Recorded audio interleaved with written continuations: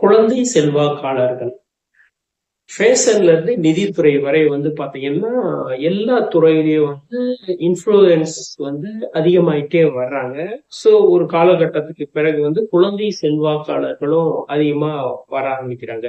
குழந்தை நடிகர்கள் மாதிரி குழந்தை இன்ஃப்ளூயன்சர் அவங்க வந்து என்னன்னா ஒரு பொம்மையை பத்தியோ ஒரு படத்தை பத்தியோ ஸோ இப்படி பல விஷயம் வந்து ரிவ்யூ வந்து பண்ண ஆரம்பிக்கிறாங்க. அதாவது குழந்தைகளுடைய உலகம் வந்து என்னன்னா நல்ல விளையாட்டு ஒரு கல்வி பேசிக் ஆரம்ப கல்வி ஸோ இப்படிதான் இருக்கணும். இவங்க வந்து என்னன்னா கேமரா முன்னாடி நிக்கிறப்ப வந்து பெற்றோர்களால வந்து சில விஷயங்கள் வந்து முன்னிலைப்படுத்தப்படுறாங்க. இது வந்து என்னன்னா சில இடங்கள்ல வந்து பொருளாதார வளம் வந்து வருது. ஆனா பிரச்சனை என்னன்னா அவர்களுடைய உலகம் வந்து என்னன்னா ஒரு தனிமையான தீவுல ஒரு கட்டுப்பாடு உள்ள உலகத்துக்குள்ள தங்களை வந்து சிக்க வச்சுக்கிறாங்க. இது பின்னாடி பிற்காலங்கள்ல வந்து பாத்தீங்கன்னா ஒரு தன்னம்பிக்கை இல்லாம மனப்பிரச்சனைக்கு உள்ளாகி தற்கொலையில கூட வந்து சில விஷயங்கள் முடியும்.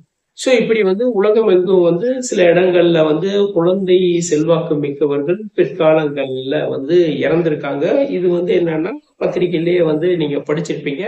ஸோ இப்படி வந்து பல நியூஸ் அங்கங்க வந்து கேள்விப்பட்டிருப்போம். இந்தியால வந்து இது வந்து அதாவது 0.01 அப்படின்ற ஸ்டேஜ்ல தான் இருக்கு. பெருசா வந்து வளரல. ஆனா வந்து பாத்தீங்கன்னா ஐரோப்பால வந்து ஐரோப்பா ஆஸ்திரேலியா இங்க எல்லாம் வந்து என்னன்னா இந்த மாதிரி இந்த குழந்தைகள் செல்வாக்கு மிக்கவர்கள் அதாவது இன்ஃபுளுன்ஸ்க்காக வந்து கடுமையான சட்டங்களை வந்து கொண்டு வந்திருக்காங்க. ஸோ அங்கதான் வந்து அந்த அளவுக்கு வந்து செல்வாக்கு மிக்க நபர்கள் வந்து வந்திருக்காங்க.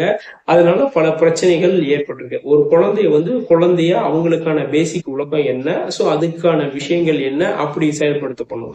அவங்க வந்து என்னன்னா ஒரு நாளைக்கு வந்து பாத்தீங்கன்னா 15 வீடியோ வந்து பண்றது, அதுல வந்து ஒரு வீடியோ எது பெஸ்ட் வீடியோவோ அதை மட்டும் வந்து அப்லோட் பண்றது அப்படின்ற மாதிரி சில உலகங்கள் செயல்படுகிறது.